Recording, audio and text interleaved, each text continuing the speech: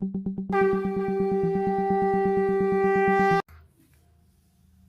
पुरुषोत्तम। श्री श्री ठाकुर जी के भक्त हुए श्री परितोष गिरी बाएं हाथ को मोड़कर कोहनी को पेट से सटाए हुए उस पर 5-7 केजी वजन के अखबारों का बंडल संभाले और दूसरे हाथ में किसी अखबार की एक प्रति लेकर आवाज लगाना, युगांतर, आनंद बाजार, अमृत बाजार, यह छवि आज भी मेरे मन में नाच उठती है और वह छवि मेरी अपनी ही है।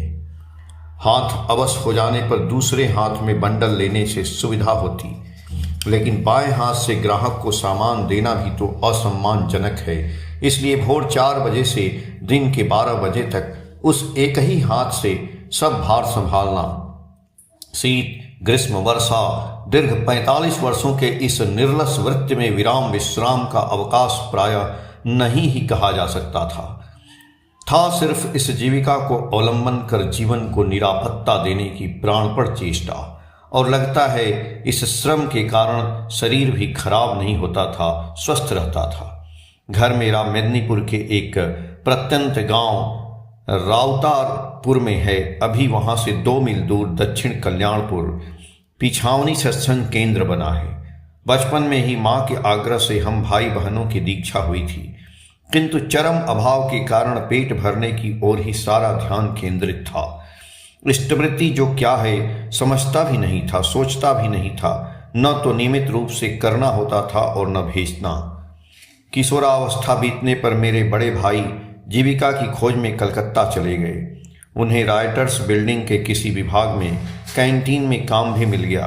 मैं भी तब वही रास्ता पकड़ा, काम की खोज में बड़े भाई के पास पहुंच गया। बड़े भाई की भी चेष्टा थी कि छोटे भाई को एक काम मिल जाए। भाई के कैंटीन में ही दिन का भोजन मिल जाता, शयन भी दुकान में ही हो जाता। राइटर्स बिल्डिंग में समाचार पत्र बहुत सुलभ था। समाचार पत्र पढ़ने में मुझे बहुत अच्छा लगता। दिन भर तरह तरह का अखबार घूम फिर कर पढ़ता। बेकार मनुष्य के समय व्यतीत करने के लिए और कोई एक साधन तो चाहिए, लेकिन पेपर पढ़ने का यह नशा जो एक दिन पेशा बन जाएगा, यह सोचा भी नहीं था। उसी राइटर्स बिल्डिंग के एक तल्ला में अनेक छोटी छोटी कोठरी थी। उसी में से एक में न्यूज़पेपर का एक एजेंट, एक बिहारी बंधु रहता था। उसी ने मुझे यह पेशा धराया। हिंदी भाषी प्रायः समवयसी था। यह बड़का पुकारु नाम वही एक दिन मुझे बुद्धि दिया। बोला, तुम एक काम करो, तुमको कुछ अखबार देता हूँ, वह लेकर तुम धर्मतला चले जाओ। वहाँ बहुत बस का आना जाना होता है, वहाँ खूब बिक्री होगी और जो अखबार बच जाएगा वह हमें वापस दे देना। मेरा इष्टवृत्ति भले ही ठीक नहीं था, किंतु ठाकुर को मानता था। बड़का की बात सुनकर और गुरु का स्मरण कर और एक हिम्मत कर इस काम में उतर पड़ा। नामी दामी अखबार और कुछ साप्ताहिक मासिक पत्रिका लेकर दिन भर चलना शुरू हुआ। कभी खड़ा बस के खिड़की से यात्रियों के बीच फेरी करता था, कभी पैदल यात्री के हाथों हाथ बिक्री करता था, कभी चाय दुकान पर कुछ पेपर बिक जाता था। इसी प्रकार चला काम। प्रथम अस्थाई हाकर के बीच जगह पाना एक समस्या थी। नया हाकर पुराने से प्रतियोगिता होती थी, वे बाधा देंगे ही, किंतु भोला भाला दुबला पतला ग्रामीण चेहरा देखकर वे लोग मुझे मान लिए, बाधा नहीं देते। मुझ में किंतु निष्ठा का अभाव नहीं था, काम में फांकी नहीं था। काम में क्रमशः सफलता देखकर मेरा सहायतादाता यह बिहारी बड़का भी खूब खुश होता। उसके आनंद को देखकर मुझे काम में और उत्साह मिलता और इस तरह से चलने लगा मेरा हाकरी का काम। समाचार पत्र पढ़ने के नशा के कारण एक दिन युगांतर पत्रिका के एक पन्ने में पढ़ा, 68 सूर्यसेन स्ट्रीट के नवनिर्मित सत्संग मंदिर का शुभ उद्बोधन होगा। उद्घाटन करने आ रहे हैं श्री श्री ठाकुर के ज्येष्ठ पुत्र परम पूज्यपाद श्री श्री बौड़दा। खबर पढ़कर मन ही मन उनके दर्शन की बहुत इच्छा हुई। उद्बोधन के दिन काम बंद रखकर चला गया 68 मंदिर। दर्शन पाया उनका, भूमिष्ठ हो प्रणाम किया उनको और सिर उठाकर निहारता ही रहा उनको। लगा युगांतर का वह समाचार मेरे जीवन को जैसे एक युग से युगांतर पढ़ा दिया है। मेरे सामने कौन है यह देवता? ऐसा दिव्य गंभीर मुखमंडल, प्रेम भरा हृदय, हारी हंसी, मोटा काला फ्रेम के चश्मा के पीछे खुले आकाश की तरह अनंत विस्तारी दो आंखें, लगा मेरा मैं उसी आकाश में वाष्प बनकर कहीं खो गया है। यही है बड़दा, मेरे गुरुपुत्र।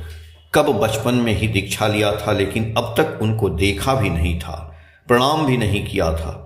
इस अपूर्णता की ज्वाला मेरे सत दारिद्र की ज्वाला यंत्रणा को दूर भगा दिया।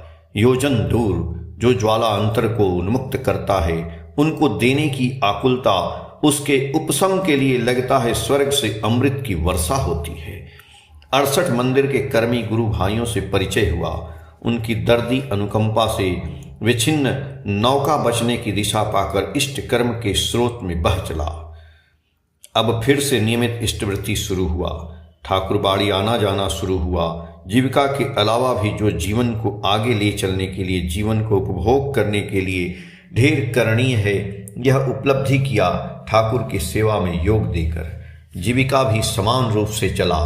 मेरे नित्य दिन के हाकरी के कार्य में भी कोई छेद नहीं था। इसके बाद भी जीवन में प्रतिबंधकता थी, संग्राम था, अन्य हाकर के साथ प्रतियोगिता थी, दुर्घटना थी। एक बार तो एक बस की खिड़की से अखबार देने के क्रम में दूसरे बस के गलत चाल से प्रायः पिसा ही गया था। यह सब था नहीं केवल मनः कष्ट, था नहीं भविष्य की दुर्भावना। निरंतर आगे बढ़ने के उद्यम से टान होकर रहता मेरा यह दुबला पतला छोटा खोटा अपुष्ट शरीर। असंख्य बस ड्राइवर, कंडक्टर, दुकानदार, ट्रैफिक पुलिस और मेरे शुभ चिंतक हाकर बंधु के प्रेम की छाया में दिन कट गया। हताशा या निराशा जैसा जीवन में कुछ नहीं था। स्वस्थैनी लेने के बाद जहां जहां खाने में विराम पड़ा, दिन में प्रायः चूड़ा मुड़ी, केला, पाव रोटी खाकर ही बीतता, लेकिन दिन बहुत आराम से बीत जाता, खूब आनंद से कटता। चलते फिरते नाम और स्वयं को जीवन में आगे बढ़ाने और सफलता प्राप्त करने की चेष्टा दीर्घ 45 वर्षों तक चला। धर्मतला के LIC बिल्डिंग के नीचे अखबार की एजेंसी लेकर बैठता था तिवारी, बहुत अच्छा व्यक्ति। उसके साथ योगायोग होने पर ठाकुर की दया से बिक्री बहुत गुना बढ़ गया। उसके बाद से फिर पीछे मुड़कर देखना नहीं पड़ा। विवाह हुआ, चाकुरिया में एक बासा भाड़ा लेकर रहना शुरू हुआ। माँ गांव में रहती थी, महीना उनको रुपया भेजता था। 2 बेटा बड़ा हुआ, उपार्जनशील हुआ।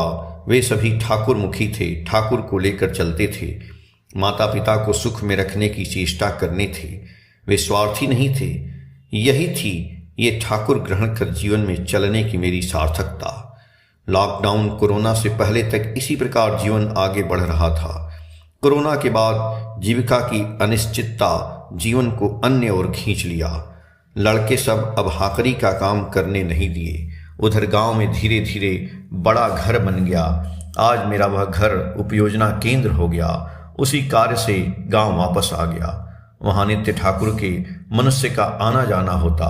वे मुझ पर विश्वास करते, प्रेम करते। उस प्रेम में बहुत सुख है, बहुत तृप्ति है। उनका सानिध्य लगता है कि ठाकुर ही ने अपने जीवन के निकट ला दिया। बीच बीच में केवल मन में होता, क्या जानूं मेरे दुर्दिन के वे सुजन बंधुगण आज कैसे हैं। मेरे एक समय के संगी परितोष गिरी आज कैसे हैं। वे मुझे याद करते हैं या नहीं। अस्तित्व रक्षा के लिए शहर के जन समुद्र में उब डूब करते इस तुच्छ जीवन को भी ठाकुर परम ममता से रक्षा किए हैं, प्राप्ति से बहुत अधिक दिए हैं। किंतु जीवन मेरा इतना सामान्य आकांक्षा, इतना नगण्य प्रयोजन इतना सामान्य था कि उनको पाकर कभी कोई अभाव बोध मन को पीड़ा नहीं दे पाता था। मन में केवल होता है, तुम मेरे सब कुछ में युक्त रहो, तुम्हारे रहने से ही मुझे सब कुछ है। जय गुरु।